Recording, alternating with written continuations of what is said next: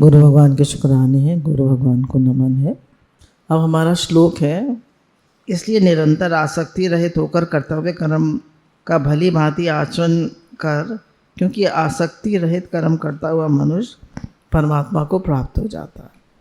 अब भगवान कह रहे हैं तुम आसक्ति रहित कर्म करो, क्योंकि आसक्ति रहित कर्म करता हुआ मनुष्य परमात्मा को प्राप्त हो जाता है। किसी भी चीज़ में आसक्ति मत रखो। आसक्ति मत रखो। आसक्ति, कामना, वासना सब एक ही चीज़ है। अब देखिए क्या समझने की बात है कि हम लोग सब सुख चाहते हैं, आनंद चाहते हैं, शांति चाहते हैं, प्रेम चाहते हैं, चाहते ही नहीं चाहते। ये सब किस में है? परमात्मा में, संसार में है। मिलता है, ऐसा नहीं मिलता। क्षणिक सुख मिलता है, फिर वही हमारा मन कहीं ना कहीं चला जाता है। सक्सेस मिलती है, खुशी आती है, फिर नेक्स्ट सक्सेस। अब दूसरा गोल अचीव करो। एक थोड़ी ना एक कर लिया बस ख़त्म, फिर दूसरा, फिर तीसरा, फिर चौथा, फिर पांचवा। It is a continuous race. अच्छा, रिलेशनशिप्स देख लीजिए। रिलेशनशिप्स में भी कोई सुख नहीं है। संसार में आप कोई काम कर रहे हैं, उसमें भी कोई सुख नहीं है। हर जगह दौड़ है, उसमें भी कभी अचीवमेंट मिला, कभी नहीं मिला।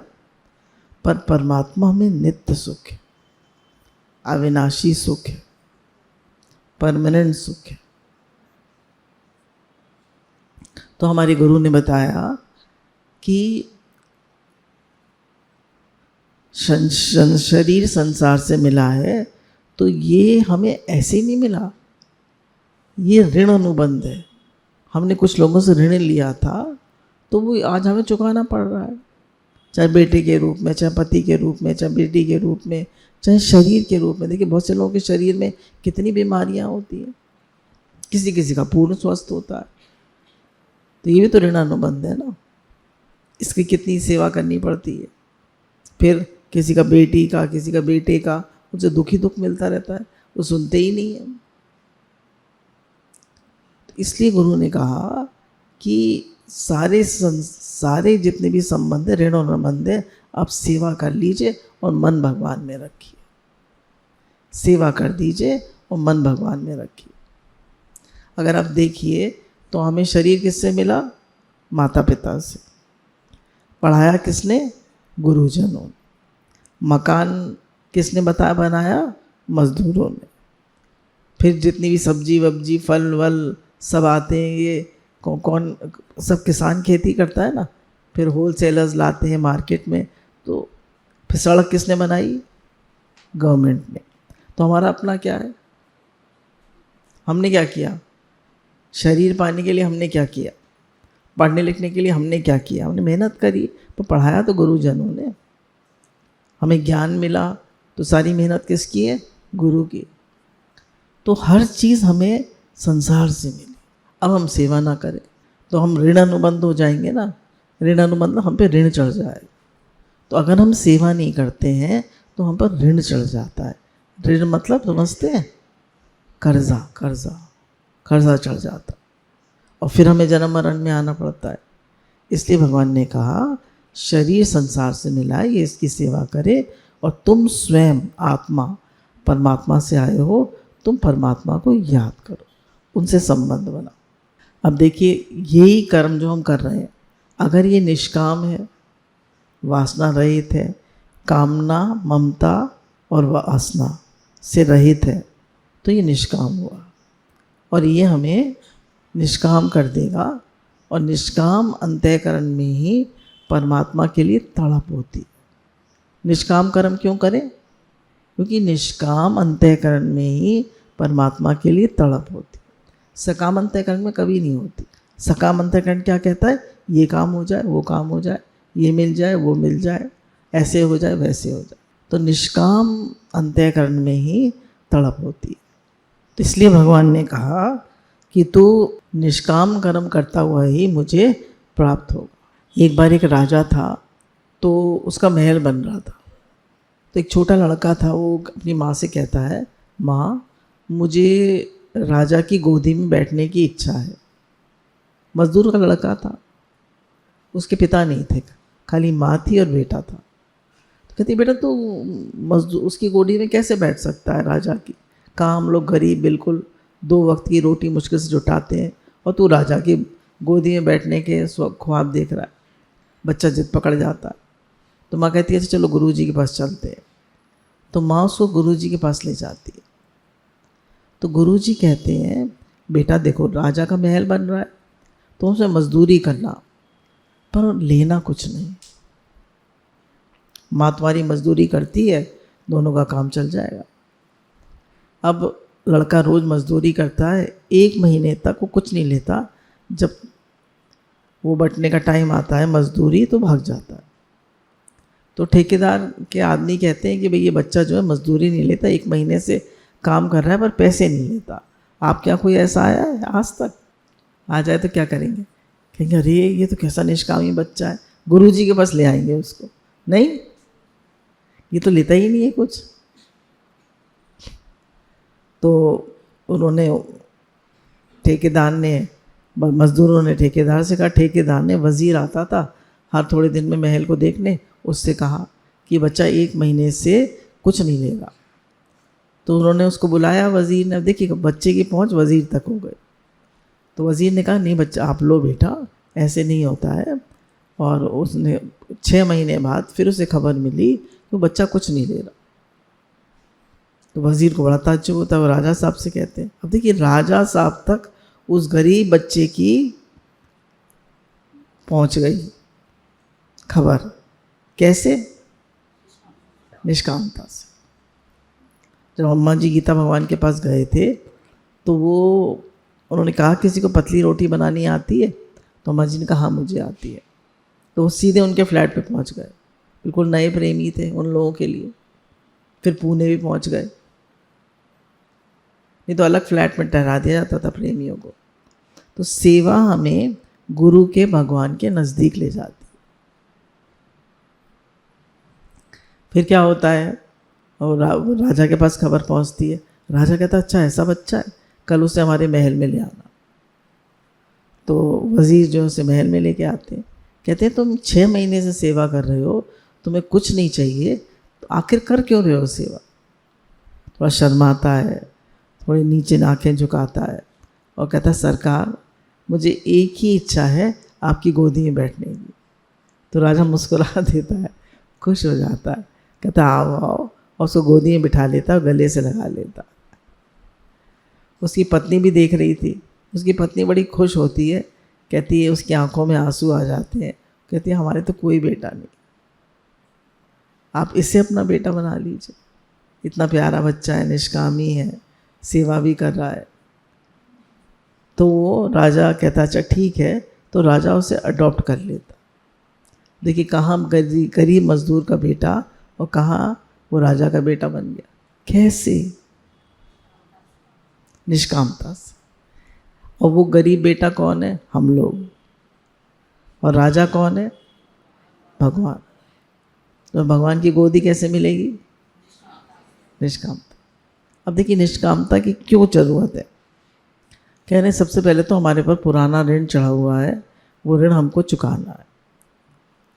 हमारे सारे संबंध संसार में हमें जो कुछ मिला है, देखिए जब आप शादियों के आई तो घर मिला, परिवार मिला, सास ने जेवर कपड़ा दिया, दिया नहीं दिया, पला पलाया पति दिया, बना बनाया मकान दिया, पूरा घर में किचन में कुछ बर्तन फर्तन नहीं थे, सब था, सब था। तो सब उन्होंने दिया ना। पर हम उनकी सेवा की बात आती है या उनके कहने में चलने की बात आती है तो हम कहते हैं हमसे नहीं चला जाता, हमसे नहीं होता, हम नहीं कर सकते। अरे सब कुछ मेरी अम्मा जी इतना कहती थी, पला पलाया पति दे दिया, घर दे दिया, जेवर कपड़ा दे दिया, और फिर भी मतलब कितना आजकल की बहुएं कितना ऐंठ दिखाती हैं। माता पिता भी नहीं सिखाते कुछ, कहते हैं पढ़ो पढ़ो पढ़ो पढ़ो पढ़ो। सेवा करना तो सिखाते ही नहीं। सिखाते हैं बस पढ़ो पढ़ो, करियर ओरिएंटेड बच्चे बन जाएं, बस करियर बनना चाहिए उनका। और काम धाम सेवा प्रेम जिससे दिल जीता जाता है वो तो कुछ सिखाया ही नहीं।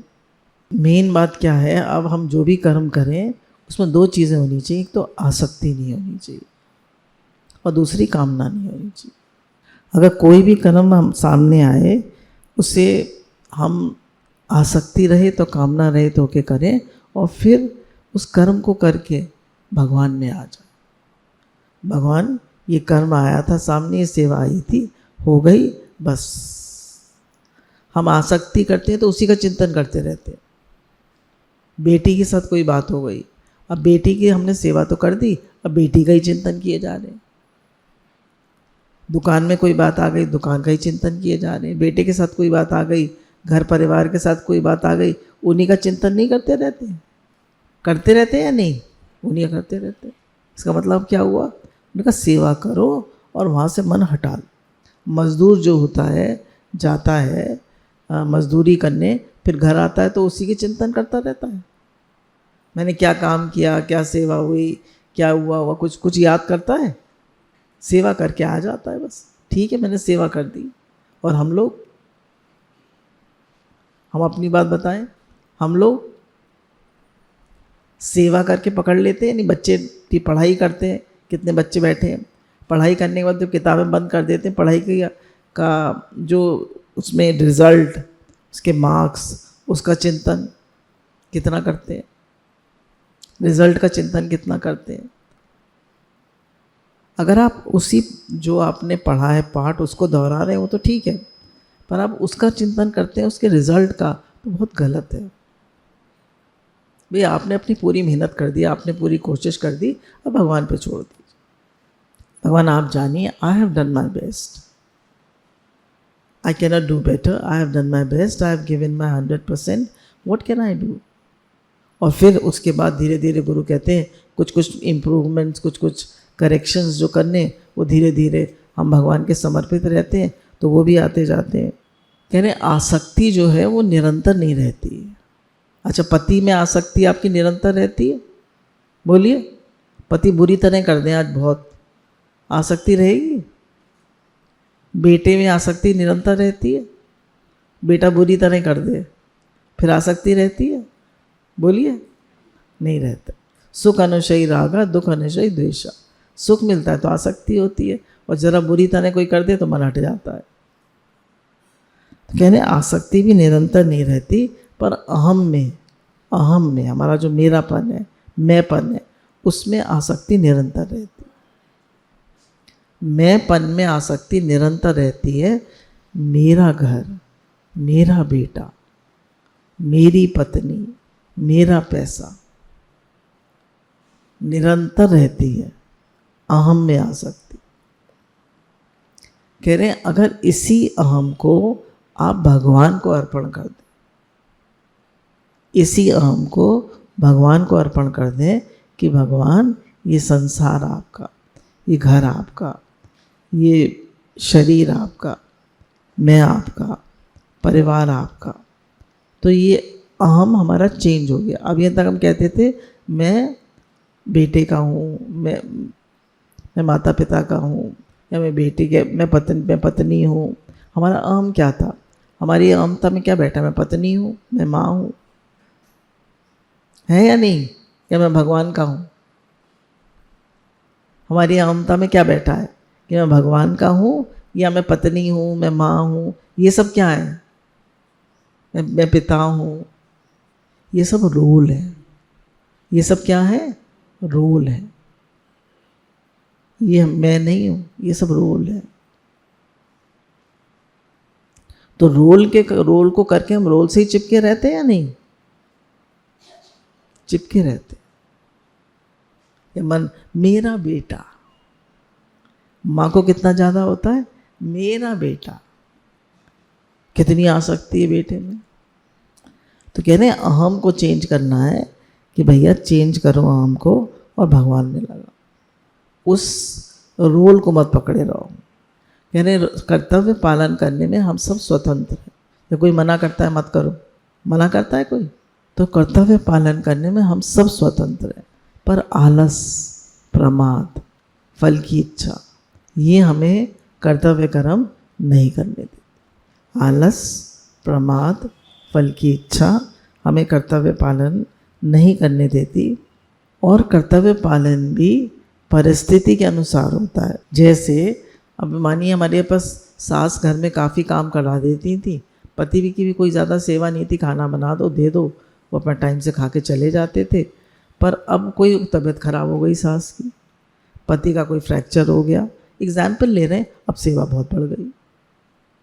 तो सेवा भी तो परिस्थिति के हिसाब से होती है ना, होती है नहीं? कहने कर्तव्य न करने से आसक्ति बढ़ती है। आप अपना ठीक ठीक कर्तव्य कर दीजिए तो आपकी आसक्ति कम होती जाए, और कर्तव्य न करने से आसक्ति बढ़ती है। जब हम कर्तव्य नहीं करते हैं तो उसी में चल अधूरा काम आदमी को खा जाता है। कोई भी काम आपने खाना नहीं बनाया है ना, तो अब आप किसी को सेवा देकर भी नहीं आए, तो अब क्या होगा, आपके मन में चलता रहेगा। जैसे एक लेडीज़ बोली, जब मैं यहाँ आने लगती हूँ सत्संग में गीता भगवान के टाइम में, तो मेरे पति कहते हैं चाय बना जा, नाश्ता बना जा, ये कर जा, वो कर जा। तो मैं तो सोचती हूँ सत्संग के लिए लेट हो जाऊँगी, मैं तो भाग आती हूँ। तो गीता भगवान ने कहा तुम पति को वैसे तो वहीं छोड़ आती घर पे, तुम उनकी सेवा कराती, तो अब तुम यहाँ रख के ले आई हो। समझ रहे हैं आप? तो अधूरा कर्तव्य जो होता है, कर्तव्य नहीं करते हैं तो आसक्ति बढ़ती है। जल्दी उठिए, चाय बनाने में कितनी देर लगती है, 2 पराठे सेक के रखा है, ये पोहा बनाया है, ये दलिया बनाया है, जो वो खाते हैं बना के आ जाइए। थोड़ा त्याग करना पड़ेगा।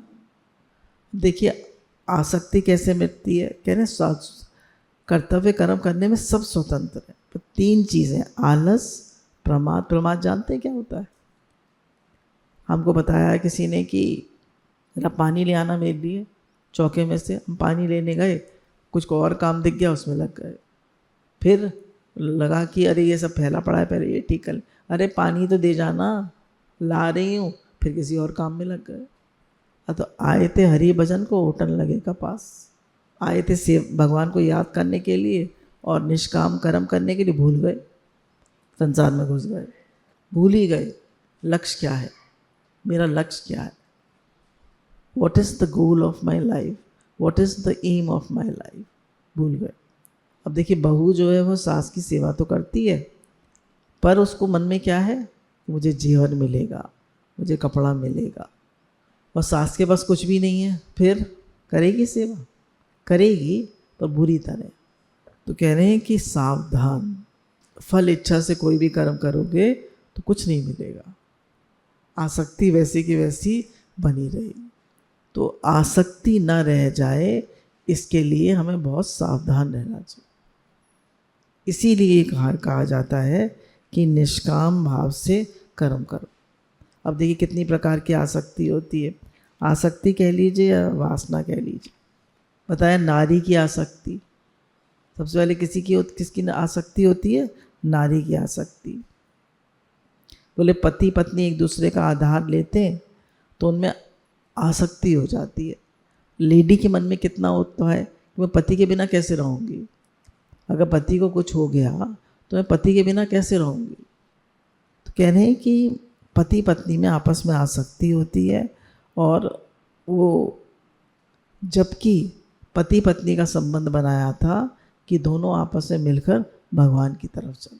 क्यों बनाया था संबंध, कि पति पत्नी दोनों मिलकर भगवान की तरफ बढ़े। फिर पुत्र की आसक्ति, माँ की सबसे ज़्यादा आसक्ति होती है पुत्र, पति में भी इतनी नहीं होती, पुत्र में भयंकर आसक्ति होती, मेरा बेटा मेरा बेटा, कितनी भारी आसक्ति। तो बेटे की शादी हो जाए फिर देखते कितना तुम्हारा बेटा रहेगा। अगर वो माँ से प्रेम भी मानता है, फिर बहू कहेगी तुम माँ में घुसे रहो, मेरे पास तो आते नहीं हो। वो बेचारा क्या करे, सैंडविच बन जाए, उसका तो सैंडविच बना रहता है, माँ को खुश करे कि पत्नी को खुश करे। तो अब क्या होता है, माँ के पास अगर बड़ा लक्ष्य है, परमात्मा सत्संग, तो उसका मन हट जाता है।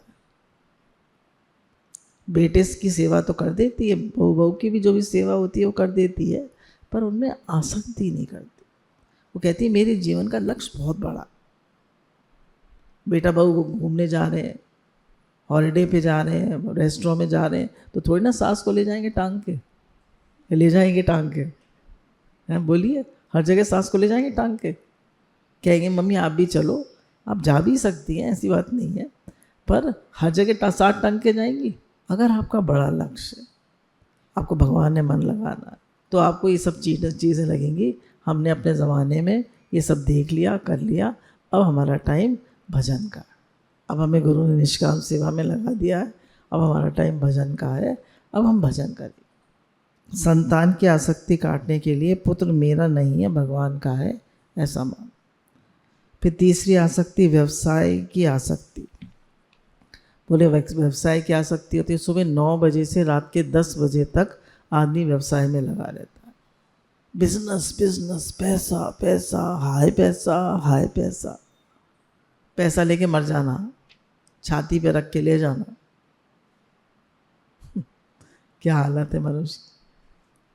पैसा सामान खरीद सकता है पर सुखी नहीं कर सकता। बताइए अगर इतना ही पैसे में सुख होता तो जो वर्ल्ड के रिचेस्ट लोग हैं उनका ज़्यादातर सबका डाइवोर्स हो गया। क्यों क्यों, वाई? पैसा है, सब कुछ है, दुनिया का सबसे बड़ा घर है, सब चीज़ है, फिर वाई डाइवोर्स? क्यों? पैसे में सुख नहीं है, नाम शौहरत में सुख नहीं है, सुख परमात्मा में। कुटुंब व्यवसाय में सुख नहीं है। व्यवसाय क्यों करो? सबकी सेवा कर। व्यवसाय क्यों करो? सबकी सेवा कर। जो भी आप काम करते हैं सबकी सेवा करो। तो कह रहे हैं कि व्यवसाय में भी आसक्ति मत करो। एक वृद्ध आदमी मर रहा था, कि व्यवसाय में कितनी आसक्ति होती है। एक वृद्ध आदमी मर रहा था, तो पुराने ज़माने की बात है, तो उसके 5 लड़के खड़े हुए थे। तो डॉक्टर ने कहा भाई ये बोल नहीं पा रहे, आपको कुछ बात करनी है तो बताइए, मैं 1000 का इंजेक्शन लगवाता हूँ। बच्चों ने कहा हाँ लगा दीजिए। लगाया इंजेक्शन, तो उन्होंने कहा कि तुम लोग 5 यहाँ खड़े हो, दुकान पे कोई नहीं गया?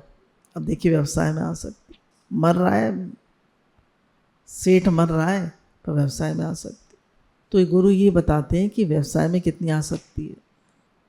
तो जो जीवन भर आपने किया होगा वही अंत में याद आए। अब जीवन भर मैंने क्या किया है?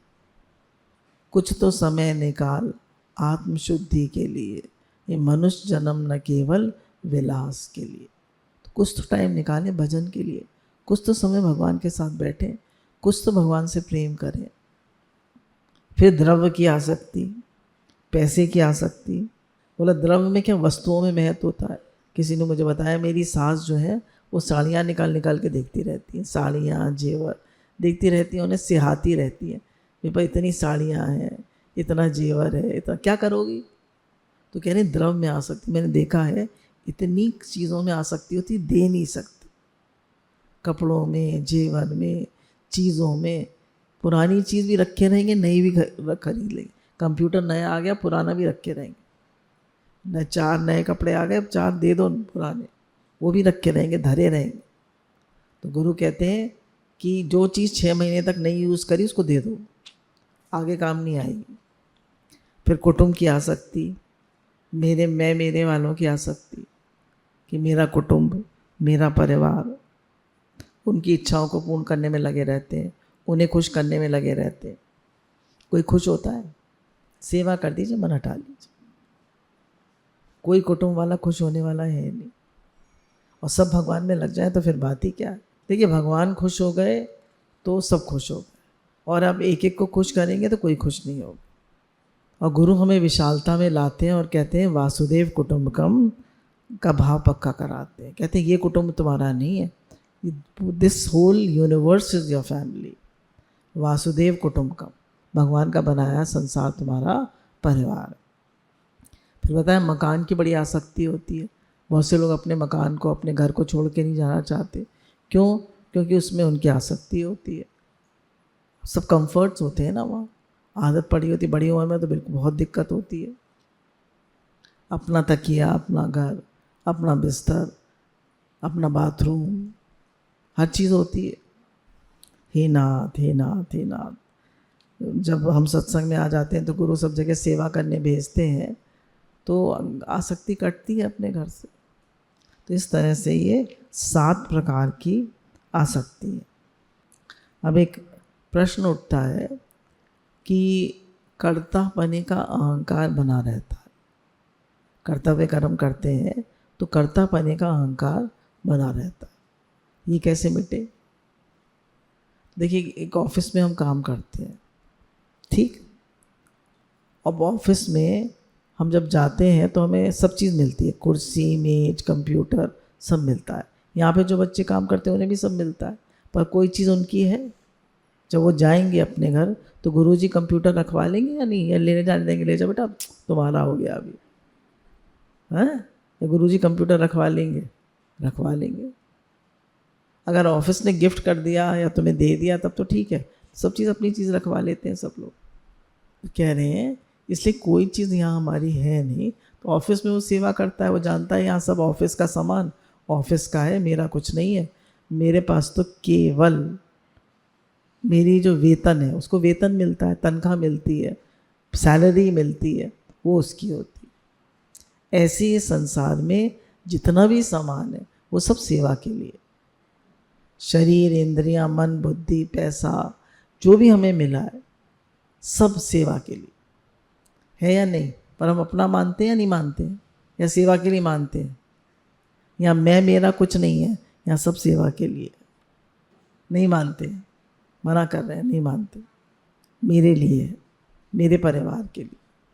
कह रहे हैं आपके परिवार के लिए नहीं है, वो सेवा के लिए। अब वो ही देखिए भाव का फर्क है, केवल भाव का फर्क है। वही चीज़ आप अपनी मान के करिए, वही चीज़ आप सेवा मान के करिए। जैसे 3 लोग पत्थर कूट रहे थे, पूछा क्या कर रहे हो पहले से? बोला अरे किस्मत खराब है, पत्थर कूटने पड़ते हैं। दूसरे से पूछा क्या कर रहे हो? बोला अपने परिवार वालों का भरण पोषण करना। तीसरे से पूछा क्या कर रहा हूँ? बोला मंदिर का निर्माण करा रहा हूँ, भगवान की सेवा कर रहा हूँ। देखिए तीनों एक ही काम कर रहे हैं, पर भाव का कितना फर्क। तो हमारा भाव क्या है? हम जो भी काम कर रहे हैं भगवान के लिए कर रहे हैं, मुझे बदले में कुछ नहीं चाहिए। ये नहीं कि भाई हम कोई बाहरी जाना है हमें सेवा करने के लिए। अब सुबह से रात तक जो भी काम करते हैं कृष्ण अर्पण, कृष्ण अर्पण। भगवान आपका संसार है, आपका घर है, आपका परिवार है, मैं भी आपका हूँ, सब काम मैं आपके लिए करता हूँ। सब कुछ आपका है प्रभु, सब कुछ आपका, मेरा यहाँ कुछ नहीं है। एक दिन आया था ये शरीर खाली हाथ, एक दिन चला जाए, यहाँ मेरा कुछ नहीं है, कुछ नहीं। ना मैं साथ लाया था ना ले जाऊँ, यहाँ मुझे जो मिला है वो सेवा के लिए। सेवा कर दो और राधे राधे कर दो। अब देखिए झूला जो है वो आगे पीछे घूमता है, फिर एक बार थोड़ी देर बाद वो समता में आ जाता है। ऐसे ही बताया कि हमारा जो स्वरूप है परमात्मा, उसका जो नेचर है, बेसिक नेचर, वो समता है, पीस ऑफ माइंड है। उसमें अशांति नहीं है, उसमें पीस ऑफ माइंड, उसमें समता है। पर आसक्ति और इच्छा करने के कारण हमारे अंदर विषमता आ जाती। झूला देखिए सीधा ही सीधा चलेगा, सीधा ही सीधा। ऐसे ही हमारे बेसिक नेचर है पीस ऑफ माइंड, शांति, आनंद। ये हमारे आत्मा परमात्मा से ही गुण है। अब ये हम इनसे अलग क्यों हो गए, हम इनसे दूर क्यों हो गए? क्योंकि हमने अपनापन कर लिया, क्योंकि हमने आसक्ति कर ली। और यही आसक्ति मिटा दे कि मेरा कुछ नहीं है, सब भगवान का है, तो हम भी बिल्कुल शांति में रहेंगे। भगवान मैं तो सेवा कर रहा हूँ, आपका संसार है, आपका सब कुछ है, मेरा तो कुछ है नहीं, एक दिन सब छूट जाएगा, मैं तो सेवा कर रहा हूँ। जैसे गुरुजी दृष्टांत देते हैं कि आप अपने किसी दोस्त की, मित्र की बहन की शादी में सेवा करने गए, उसने बुलाया कि दोस्त आ जाओ कुछ सेवा करवा देना। तो सेवा कर रहे हैं आप, घर से कॉल आ जाती है कि अचानक कोई ज़रूरी काम है आ जाओ, आप चले जाएंगे या नहीं? चले जाएंगे। पर एक मज़दूर है, उसको 2000 रुपये मिलेंगे पूरे दिन की सेवा के, उसके घर से कॉल आ गई कि भैया मुझे बहुत ज़रूरी काम है आ जाओ, जा सकता है? क्यों? बंधा हुआ है। आसक्ति क्या करती है? बांधती है। आसक्ति क्या करती है? बांधती। तो जो भी काम करें, कोई मानिए कोई बच्चा डांस करता है, भगवान के लिए करते हैं, भगवान आपके लिए। पहले वो होती थी देवदासी, वो मंदिर में नृत्य करती थी, भगवान के लिए करती थी। वो क्या प्रथा ख़त्म कर दी, उसके गलत फ़ायदे उठाने लगे लोग, तो मंदिर में ही नृत्य करती थी भगवान के लिए। तो हर आर्ट, कोई गाता है भगवान के लिए, कोई नृत्य करता है भगवान के लिए। अब मैं अपने लिए करता हूँ, अब मुझे इतनी पॉपुलैरिटी चाहिए, कोई एक यूट्यूब पे वीडियो डालता है, कोई चीज़ डालता है, तो उसको क्या होता है, फल इच्छा होती, कितने व्यूज़। अच्छे व्यूज़ मिले तो और बनाएंगे, अच्छे व्यूज़ नहीं मिले तो मायूस हो जाएंगे। समझ रहे हैं आप? तो हर चीज़ में अगर आप देखें तो छुपी हुई फल की इच्छा है। हर चीज़ में हमारी छिपी हुई फल की इच्छा है। मुझे क्या मिल रहा है, मुझे क्या मिल रहा है, मुझे क्या मिल रहा है। गीता भगवान एक बार जा रहे थे कहीं, तो उनकी गाड़ी थोड़ी ख़राब हो गई, तो धक्का लगा रहा था, तो कुछ बच्चे आए भागे भागे कि हम धक्का लगवा देते हैं। तो उन्होंने कहा मिलेगा क्या। इतनी ज़्यादा हमें आदत पड़ गई, मिलेगा क्या। कुछ मिलेगा तो काम करेंगे, कुछ नहीं मिलेगा तो नहीं करें। सेवा करनी है, ये वाली भावना है। जैसे हम लोग जाते हैं पार्क, तो वहाँ पे एक उन्होंने क्या करा है कि जितने भी, एक बहुत बड़ा वहाँ हैंडपम्प था, उन सबको जो वो होता है सबमर्सिबल होता है बड़ा वाला, उससे कनेक्ट कर दिया। अब उसमें सारे टाइम पानी आता रहता है। तो मैंने सबसे कहा कि भाई सारे टाइम पानी बहता रहता है, इसको बंद कर दो। कहा पानी और वाणी का अगर आप दुरुपयोग करते हैं तो अंत में आपको धोखा दी जाती है। तो बोले ये तो बंद ही नहीं हो रहा। फिर मैंने उनसे इंचार्ज साहब से कहा, तो बोले नहीं इसकी एक वो पता नहीं क्या वो ख़राब हो गई है, तो हमने कहीं उसको बुलाया प्लम्बर को, ठीक ही नहीं होता। कोई इंटरेस्ट नहीं लेता किसी चीज़ में, यूज़ करने को हर चीज़ सब उसको चाहिए। सब वहाँ पे आते हैं पार्क में, अपना खाना पीना लेके आते हैं, सब दोने पत्ते वहीं फैला जाते हैं, सिल्वर के आते हैं ना, सब वहीं गंदगी फैला जाते हैं। तो केवल गुरु के बच्चे होते हैं जो सीखते हैं। हम यूज़ तो करते हैं, सब पूरे उसको लिटर कर जाते हैं, पार्क को गंदगी फैला जाती है। ये महावरा पार्क है, हम इसे यूज़ करते हैं, करोड़पति लोग भी आते हैं टहलने के लिए, पर इसकी हमें केयर करनी है, हमें इसे ठीक रखना है। कोई सेंस ऑफ रिस्पॉन्सिबिलिटी है ही नहीं। आजकल लोग रेड लाइट पे खड़े होते हैं, उसको अगर वो कुछ सेकंड रुकती है, मानिए 80 सेकंड रुकती है, 70 सेकंड रुकती है, तो वेट नहीं कर सकते। इतनी मन में हलचल है, इतनी हलचल है, दे कांट वेट। क्रॉस करेंगे उसको उसको उसको मतलब कितनी हलचल है मन में आजकल। क्या है ये सब? आसक्ति, कामना, इच्छा, दौड़, शांति है ही नहीं मन में। अब बताया कि हमारा कर्तापना कैसे मिटे, हमारी इस पे बात चल रही है ना।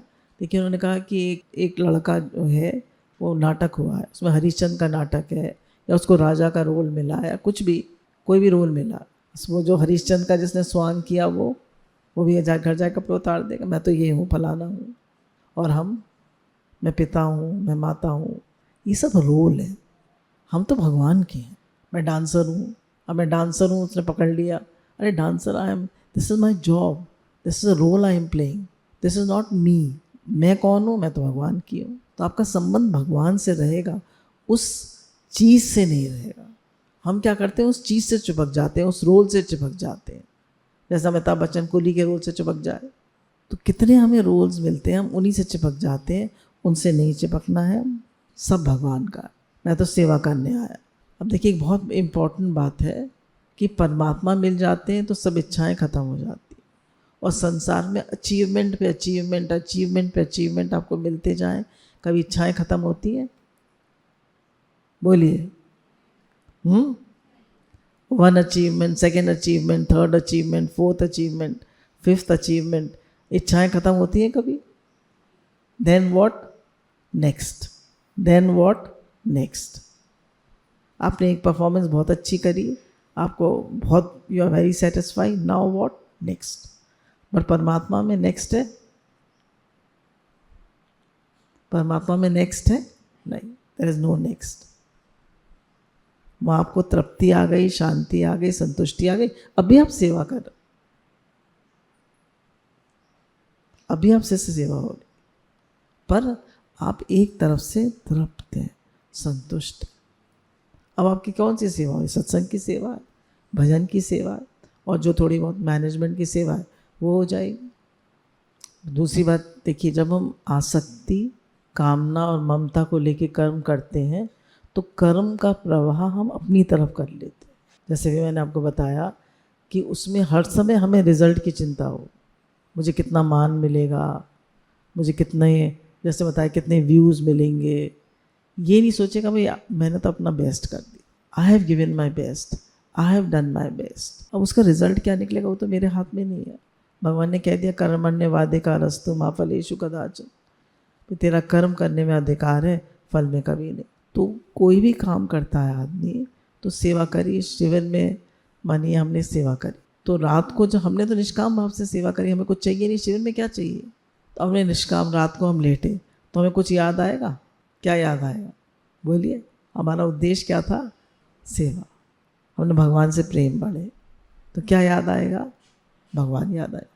तो सेवा करने से बहुत पुण्य बनते हैं, सेवा नहीं करनी है ये भावना नहीं रखनी चाहिए। जितनी सेवा हो जाए उतना अच्छा है। अब देखिए हमें जो कुछ मिला है, समय, सामर्थ्य, सामग्री, ये सब संसार से मिली, इसे संसार की सेवा में ही लगाना है। संसार की सेवा में इसको लगा देते हैं तो क्या होता है, हमारी आसक्ति मिट जाती है। तो ये हमारा एक हुआ कि आसक्ति रहित कर्म करता हुआ मनुष्य, भगवान ने कहा मुझे ही प्राप्त होता। तो आपको कर्म कैसे करना है? ममता, कामना और आसक्ति रहित होकर कर्म करना है, फल की इच्छा नहीं करनी। जैसे एक दुकानदार होता है, वो कितना भी कपड़ा बेचे पर उसका लक्ष्य क्या है? पैसा। तो एंड में उसे क्या याद आएगा? पैसा। कस्टमर याद आएंगे सोते समय? नहीं। क्यों? लक्ष्य उसका पैसा है। हमारा लक्ष्य क्या है? हमारा लक्ष्य है भगवान। सुबह उठते ही कौन याद आना चाहिए? भगवान। रात को सोते समय कौन याद आना चाहिए? भगवान। राजा जनक जैसे अनेक महापुरुष भी कर्म योग के द्वारा ही परम सिद्धि को प्राप्त हुए थे। इसलिए लोक संग्रह को देखते हुए भी निष्काम भाव से कर्म करने के लिए ही योग्य है, अर्थात अवश्य करना चाहिए। अब भगवान कह रहे हैं राजा जनक भी निष्काम भाव से कर्म करते हुए और लोक संग्रह के लिए भी कर्म करता हुआ तू सिद्धि को प्राप्त होगा। अब देखिए एक इम्पॉर्टेंट बात है, सब चीज़ें तो कर्म करने से मिलती हैं, और परमात्मा क्यों करें हम निष्काम कर्म? अब प्रश्न ये आता है क्यों करें हम निष्काम कर्म? तो इसका आंसर ये है कि जब हम निष्कामी हो जाते हैं तो हमारे लिए, हमें संसार से तो कुछ नहीं चाहिए, सेवा हो रही है, चाहिए कुछ नहीं बदले, तो हमें परमात्मा की इच्छा जागृत होती कि मुझे भगवान मिले, भगवान के दर्शन हो, मेरा भगवान से प्रेम हो। क्योंकि उसने देख लिया है कि संसार से अंतर्गतवा कुछ नहीं मिलता। खाली हाथ आए थे, खाली हाथ जाएंगे, कुछ नहीं मिलता। कितनी भी कोई निष्काम कर्म करे वो भी उसको एक टाइम में थका देती है। क्या करें? निष्काम सेवा करें, ज़रूर करें, तभी तो हमें वैराग आएगा संसार से और परमात्मा के लिए तड़प होगी। बताया परमात्मा की वो क्या है, फीस क्या है परमात्मा प्राप्ति। एक अंदर में जिज्ञासा हो जाए, एक तड़प हो जाए कि भगवान कैसे मिले, भगवान कैसे मिले, भगवान से प्रेम कैसे हो, भगवान से अपनापन कैसे हो। हे नाथ, गुरु तो रोज़ बता रहे हैं कि भगवान से अपनापन करो, भगवान से प्रेम करो, पर कैसे हो, कैसे हो, कैसे? हे नाथ, हे नाथ आप कृपा करो, आप कृपा करो। कहे तो, पुकारे तो, हे नाथ मैं आपको भूलूं नहीं, हे नाथ मैं आपका हूँ, आप मेरे। बाबा पुकारे तो, कहे तो, भगवान मेरा मन, तन मन प्राण आप में लगे, आप अच्छे लगे, आप अच्छे। जब हम निष्काम भाव से सेवा करते हैं, निष्काम भाव से कर्म करते हैं, तो हमें इस चीज़ की तड़प हो जाती है। उसको लगता है संसार से तो मुझे कुछ चाहिए नहीं, तो क्यों मैं तो उसको अपने आप संसार से वैराग आ जाता है और भगवान में उसका मन लगने लगता, उसको भगवान अच्छे लगने लगते। निष्काम सेवा करने का यही फल। और सकाम भाव से करते हैं तो फिर संग उसमें और what next what next what next यही होता रहता, कभी भी उसको तृप्ति नहीं आती है, संतुष्टि नहीं आती। तो जो भी काम करिए कृष्ण अर्पण करके करिए, भगवान आपके लिए कर रहे हैं, सब आपका है, आप करने कराने वाले हैं, मुझे कुछ नहीं चाहिए, मैं कुछ नहीं हूँ, मेरा कुछ नहीं है, मुझे कुछ नहीं चाहिए, मेरा तो आपसे प्रेम हो जाए बस, क्योंकि मेरा लक्ष्य तो आप है। गुरु भगवान के शुक्राने हैं।